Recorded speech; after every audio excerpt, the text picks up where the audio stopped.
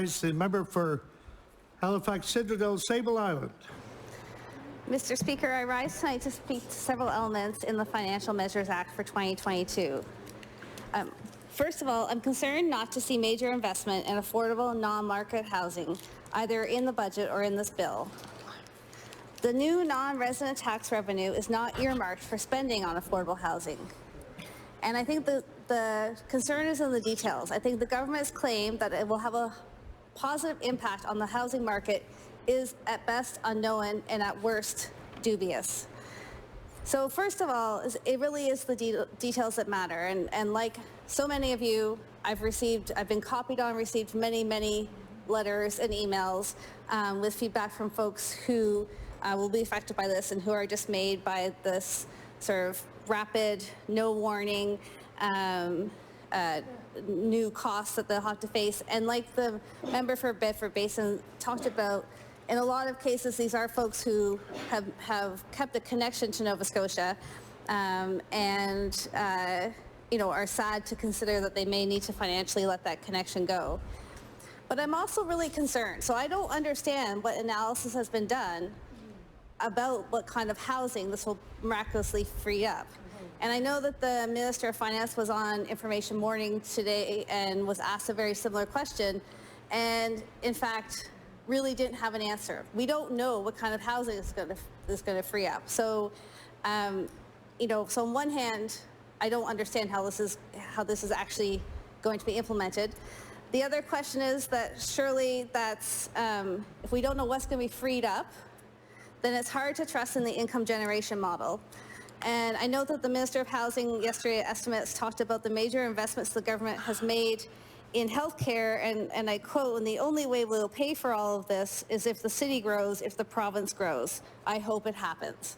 So I'm concerned about a Financial Measures Act that's founded on hope and faith, but I guess it's also founded on compassion. So I'll give the Minister of Finance some time to answer some of these questions. And in terms of other details that I think are really important, so I understand that municipalities will not be tasked with collecting this tax, but it's not clear to me where the entity that collects these taxes will sit. Will it be at the Department of Finance? And perhaps the Minister can speak to the plans around that. And I think we're also just concerned that tax credits are not an effective or equitable social policy tool. Like others have said, of course, they disproportionately benefit higher income households and households who can afford to pay up front. And I note that the child sports and tax credit is in fact refundable. However, if this was actually founded in a principle around equitable access to physical education and arts, I think there's a few things that would be happening. So first of all, there actually would have been some consultation with organizations that do provide recreation and art support. So everyone from Recreation Nova Scotia to Inclusion Nova Scotia to others, to talk about what this really means to get young people active. And I think we also need to think about whether this funding would be better spent actually providing core sustainable funding to community organizations to provide programs in communities that get kids out. I had the pleasure in Cape Breton of visiting the Boys and Girls Club in Whitney Pier, which has always been long held as an amazing example of an organization that gets young people into activity, into community, and keeps them there through the lifespan. So as someone growing up, I did not have music lessons. I did not join any sports teams. There was no money for that. But not only that, I don't think that it was a pathway that I ever saw myself in. So it wasn't that I sat there longing for piano lessons when we couldn't afford them. It's like nobody in my family took music lessons. Nobody in my family played sports, and people didn't do outside activities. If you don't have supported community organizations drawing young people out, they don't just magically show up for piano lessons. And I think just to echo in terms of the things that we don't see that were part of the platform, that we're told the platform is the plan for recovery, the platform is the plan for healthcare, and we don't see things in here. So we don't see the Nova Scotia Loyal Program, we don't see the Better Paycheck Program, I don't see the funding for mental health that would provide universal access. I know I've been told to have faith. I'm still sticking in that faith. I just can't find the money anywhere. Again, I think at one point the Minister of Finance talked about magical things happening over in the corner of the NDP, and I think it's inspired the creation of this budget and this FMA, because there's lots of things that we just hope are going to happen, and we're going to have faith that they're going to happen, or really the numbers aren't going to run. And that's not even to start into the fact that there's no real response to the cost of living crisis that Nova Scotians are facing.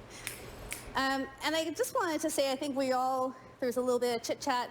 I think we all just received a notice that law amendments has been called for tomorrow morning at 9 a.m. And I understand that I don't think the Financial Measures Act is going, which is good. But, we hear time and time again, we want to consult, we want to hear what people think. The Minister for Community Services just talked about the Mi'kmaq Language Services Act and looking forward to law amendments. But if it's tomorrow morning at 9 a.m., who's going to show up? It is now 9:14 p.m. And so are people going to be advising themselves of the fact that they can show up and talk about different bills now at 9:14 p.m.? I think this is completely unacceptable that we're doing second reading. We're doing second reading on critical bills that are really, I know the ministers on the other side are proud of these bills, but we're doing second reading now, and you're sending to law amendments in the morning. So I can tell you what the law amendments order sheet is going to look like. It's going to look like number 143, the Boat Harbor Act, an act to amend, no representation. It's going to look like bill number 145. There might be one representation. Who knows about it? There'll be bill number 145, the Electricity Act, an act to amend. Again, really important work, and there'll be no representation. The Public Utilities Act, no representation. The Mi'kmaq Languages Act, no representation. And I don't know if we're going to keep on going, but I just really need to call that out, because this is really not, you're not really seeking input from Nova Scotians if you do it like this.